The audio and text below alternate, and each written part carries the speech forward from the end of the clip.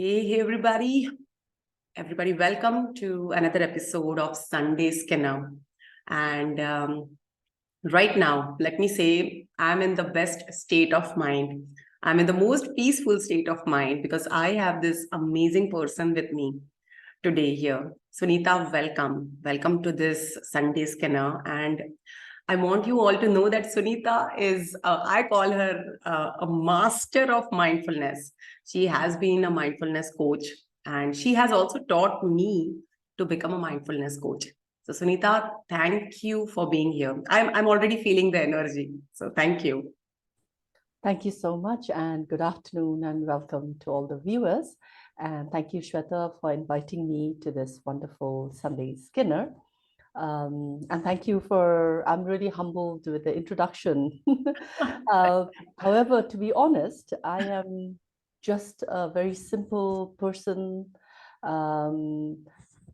dedicated to my calling, as I always say, and living or making, not just having an intention of living life, purposeful, meaningful life, but really trying my best to align with myself and live from that space of wholeness.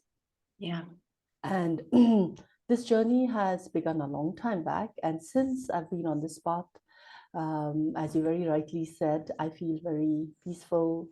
I feel more, more equipped to live life in the way that it makes sense.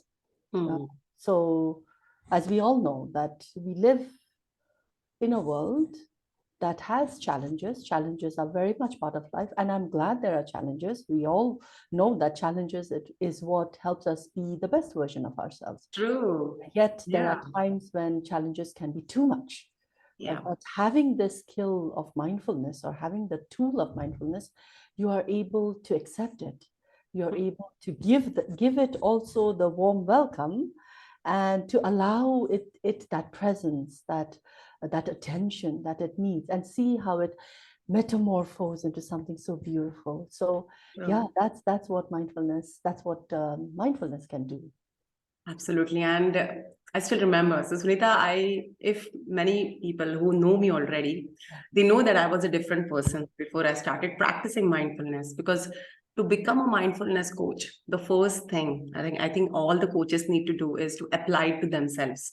And we have to be the part of that journey or that transformation. And it's not just one day, it's an everyday process. So mindfulness, I was a different person, Sunita. I was a person with so much of energy within me. And I wanted to just, even as a kid, my mom used to say that, you know what, she needs to get more busy because she has too much energy, that kind of kid to participate in sports and dance and events and keep this girl busy so that she doesn't. And I didn't know how to settle down or sit down. And I was till I started my journey 2 years back as a mindfulness coach, I was just like this, Sunita. And every time what I had heard is, if you feel sad, replace it with a happy emotion.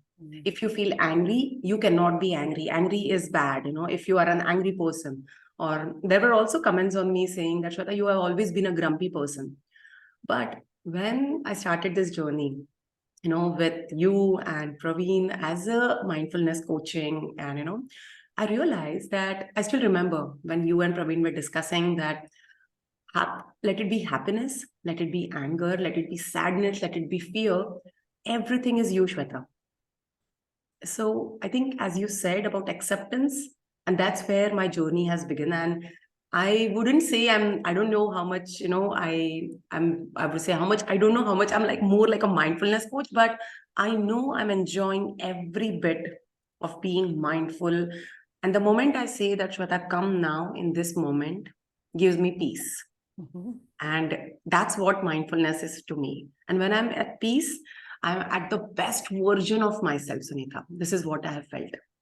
So this is my journey of mindfulness. But, Sunita, I don't know much about you, as you know, but as I always say that I'm a huge fan of yours. And It's a privilege to have you here, Sunita. You don't have any idea because I love talking to you. I love enjoying your talks. Every moment we used to meet together into the, mindfulness for teens training, maybe, or sessions, maybe. I never missed a chance to, hear you out. But I would love to know, and I'm sure everybody here would love to know your journey a bit. What made you, as you say, it's your calling, but how did this happen?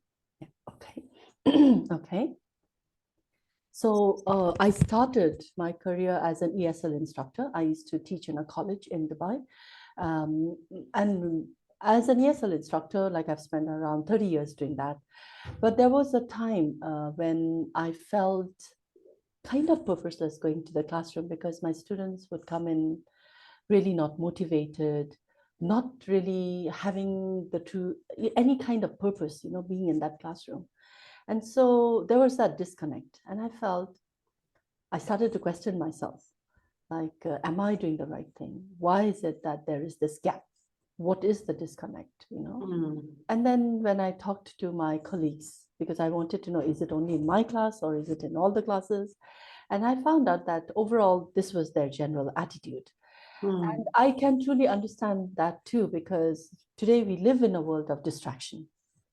True. And to have them come into a room where it requires much more focus, Mm. and they are also at that age when playfulness, makes Yeah, more sense than being serious. So that true. was there. But at this, yeah, so everyone said, no, no, it's okay. This is how they are.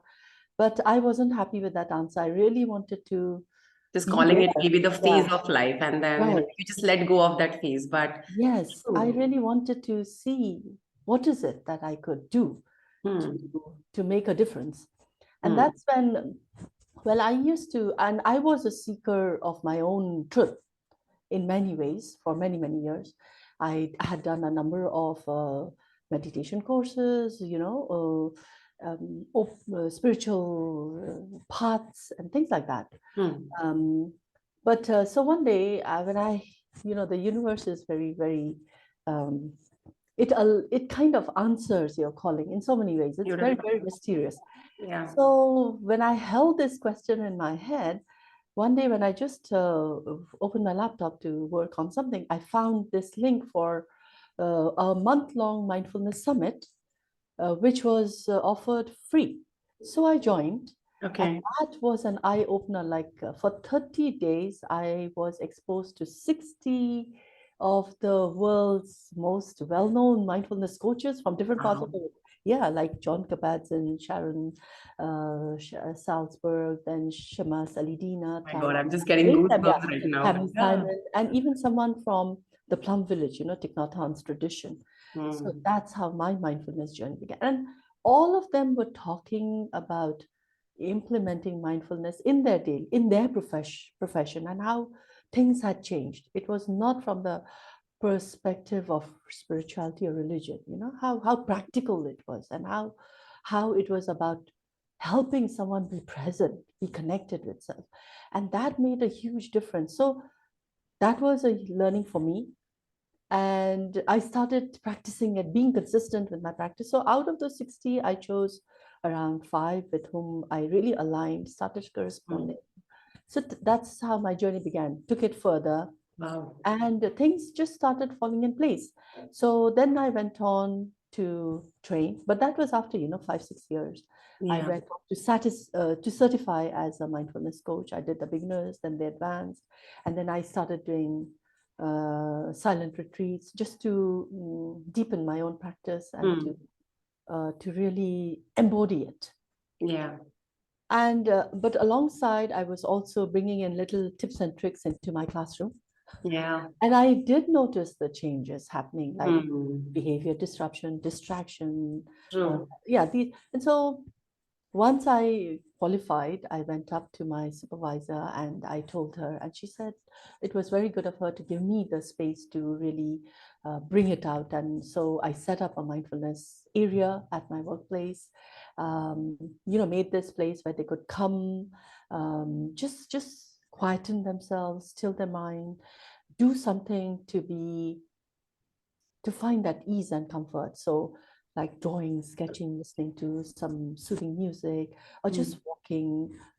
So, and then I also started coaching my colleagues, and Okay. there was I till today I've never had a feedback that has been negative, I'm and it can sure. never be, because obviously it is Yeah.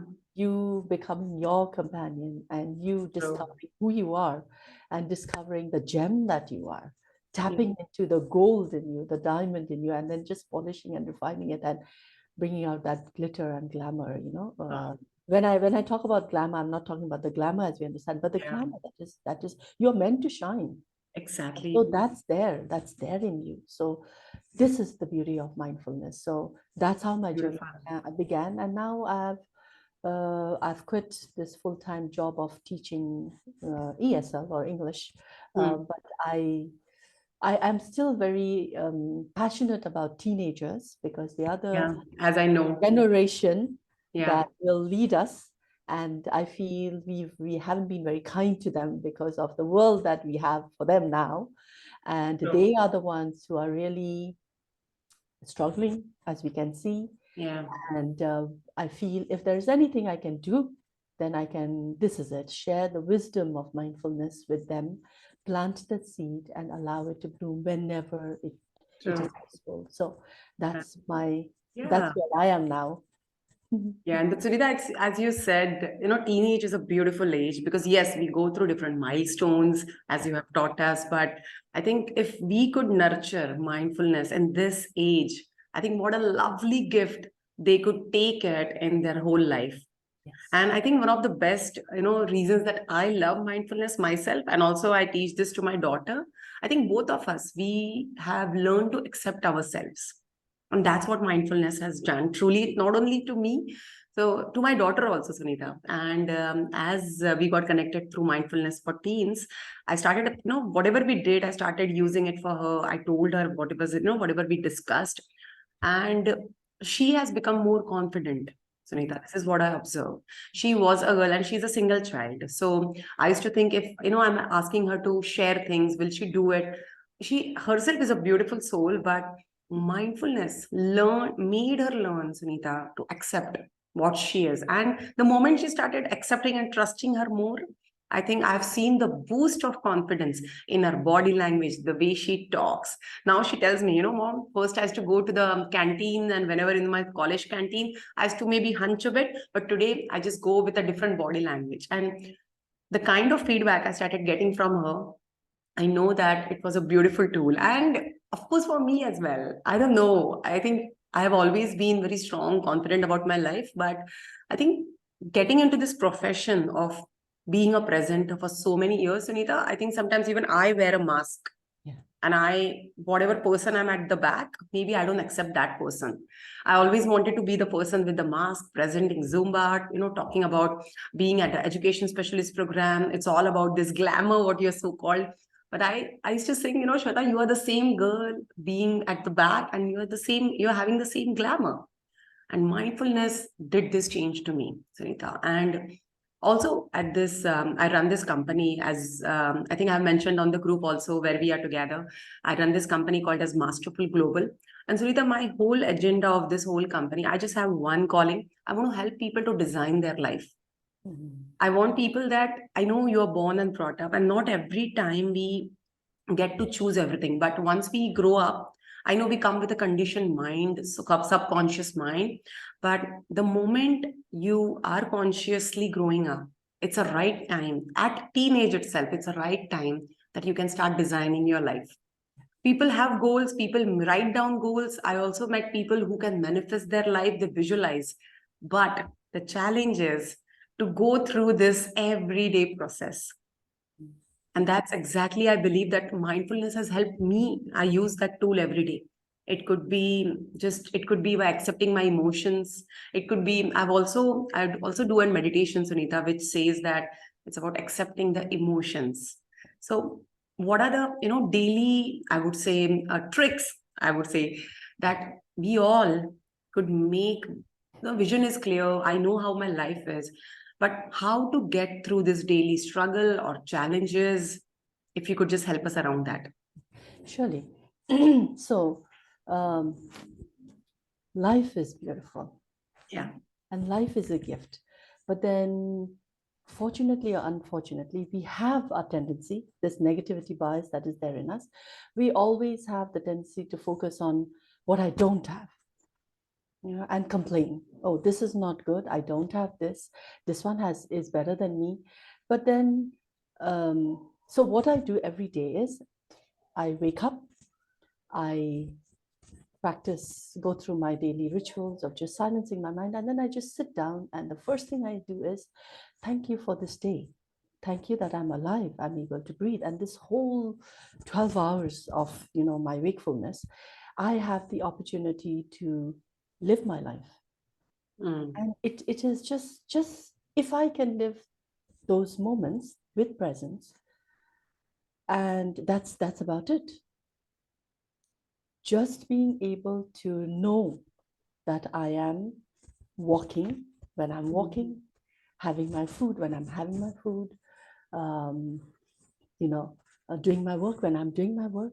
Because with this, and this is mindfulness, like if I am present to my truth now, then that huge pressure that the external world has on me to perform better will happen all itself. Yeah. And then that happens from a good space. It Yes. doesn't And if have to be that I'm not happy right now. right. By doing that, I'll be happy. And that pressurizes us as a human, right?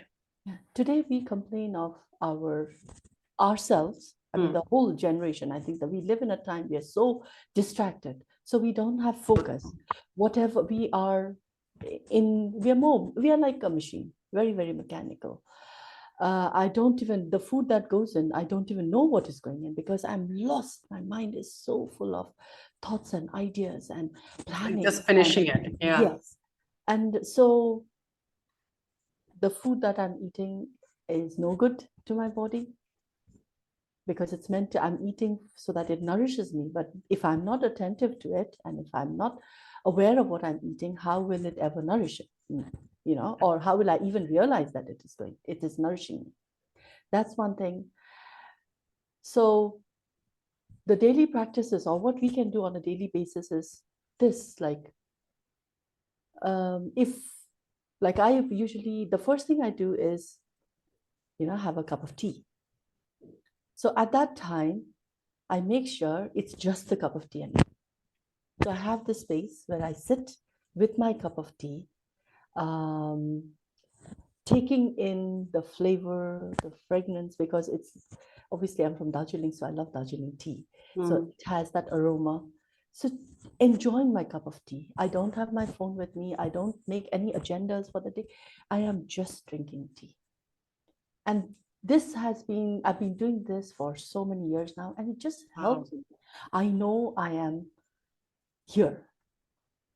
At this moment, I am drinking my tea and I can feel the taste of the tea. I can enjoy and I'm just present to that. There's nothing else besides that. Yeah. And then starts, my next activity, whatever that is. And then you are Yeah. just mindful in that thing. Yes. Like, Yes. Yeah. And I try my best not to be too caught up with my digital devices because I personally, for me, that's a big distraction. I True. only use it when I have to. Yeah. And then again, our lifestyle is such that we really are not connected with the real world. We don't really spend much time outdoors. So making the effort to either take a walk outside, Yeah. or if there isn't, like, of course, most of us live in a city, so maybe we don't have that big open space. But Yeah. anything that is natural that you can connect with, even in your balcony, if you have some green plants, can you spend some time there if the weather is good? Yeah. So finding that kind of connection, Mm. something that makes you present, something that makes you whole. Yeah. Yes. Also, yeah. Yeah. What is how much time are you giving to the people around you, be it your family, your friends? So that one-to-one connection, not being lost in the virtual world, but being here for people around you. Most of us moms or even dads nowadays, we cook. I mean, you know, there could be a meal or two we cook. So are you doing it as a task, or are you really alive to the process of cooking? So well said. If you're brushing your teeth, are you really brushing your teeth? Or it's just finishing to-do list. Yeah. Yes, or are you making a plan? So checking on your mind Wow. and bringing your mind back. So it is aware. It's not just, yeah, everyone thinks mindfulness is about meditation, but it is about being alive, being present. And that presence is, of course, knowing the first simple tool is, I know I'm breathing. Yeah, connecting to the breath. But then, am I aware of this awareness of breath? That's when you know that your mind is not thinking of the past or the future, but your mind is really here with you. Like right now, we are talking.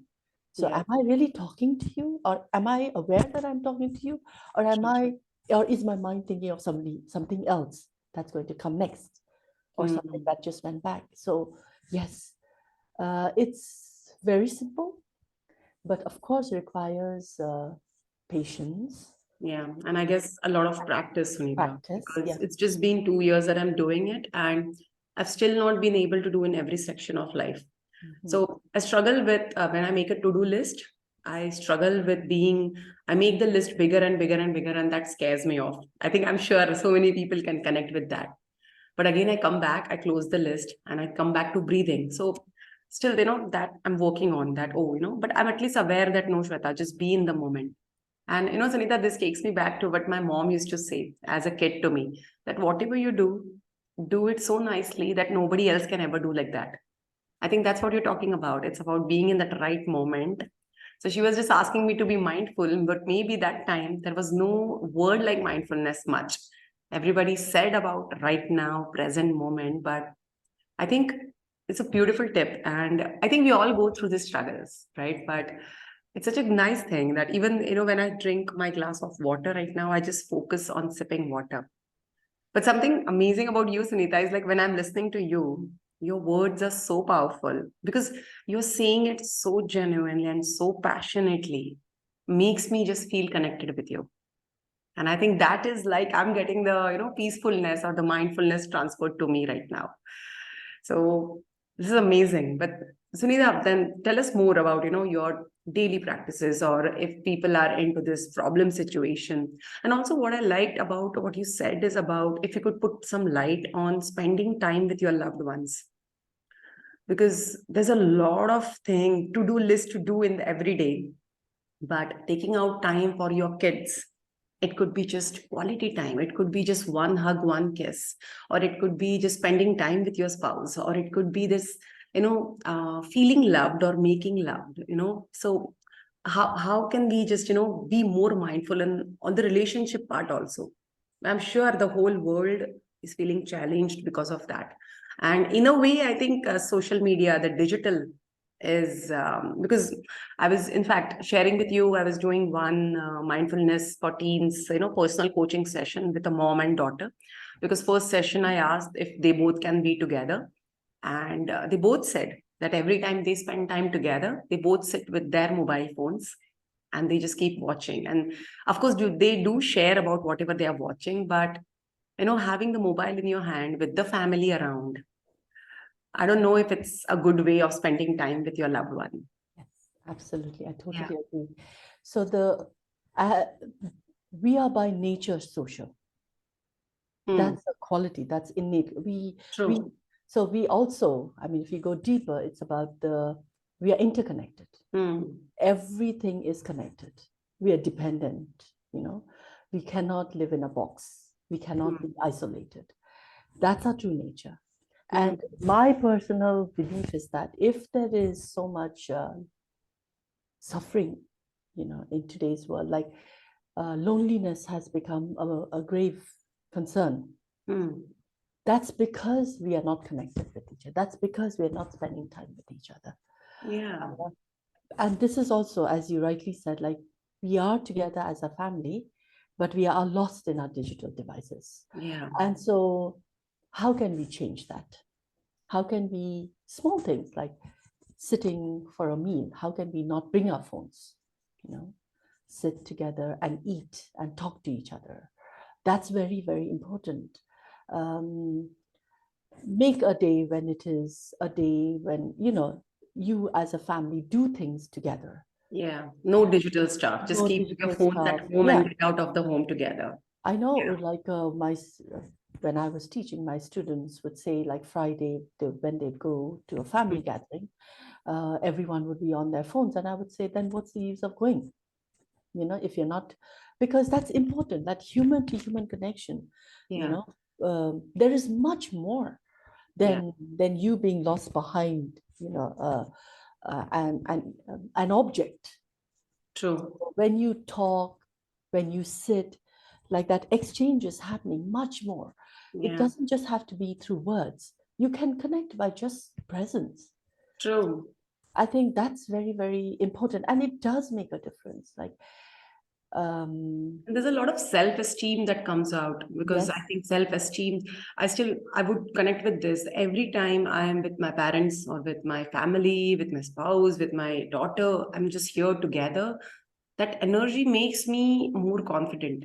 And I think the moment I connect for whatever time, half an hour, 1 hour every day, the moment I come back to my work, my level of confidence is like, oh my God, I can conquer the world. And it comes from the energy that I got connected with, right? yes, Yeah. absolutely, absolutely. And so if there are little children in the house, involve them in what Yeah. you're doing. Get them. If you're cooking, come get them, ask them to look at the vegetables, cut it. True. That touch, we have all these senses. How can I, uh, you know, be alive to these senses? Because that's important. That's really, really important. I think that really helps. Yes. That is amazing. I think a good way because as you said about, so sometimes my daughter teases me that mom, you make me the Cinderella of the house. So just on that part because I make her do home chores and I was like, come on, if I'm busy doing any stuff or anything, you need to step up. And she knows each and everything what I do. And I think, yes, I agree with you, Sunita. I've made her, even my mom has made me a part of everything she does. And that's the reason I know how her life is because just treating them that you are like a prince and the prince, you don't have to do anything. It's not going to give them the life they want. And I think we all Exactly. need to be where we are, right? Yeah. I And think rather than complaining to our teens or to our children about, oh, you spend so much time on your phone, or you are always there in your room, you don't come and talk. How do we get them involved? true. Do they, I think how do, how, action. Yeah. yes, yes. And so, yeah, a lot of things will be solved that way. Yeah, absolutely, Sunita. And also, many parents come today and tell this to me also that, in fact, I just had a coaching session last week. She said that, Shweta, you know what? This YouTube and everything she keeps watching, and I'm not happy with that. So, even I feel about this parent, Sunita, that, parents keep on coming and saying that I don't want my kid to look into the phone.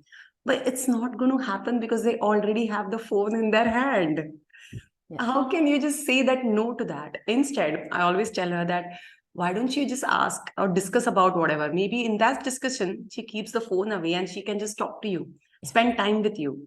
So you never know, how the energy is. And I personally am a huge fan of social media. But as you're right, even I decide there are moments, Sunita, that I just don't want to check my phone and it comes so intentionally within and the intuitions are so strong that I don't want to look at the phone and I'm happy just spending time with a book maybe.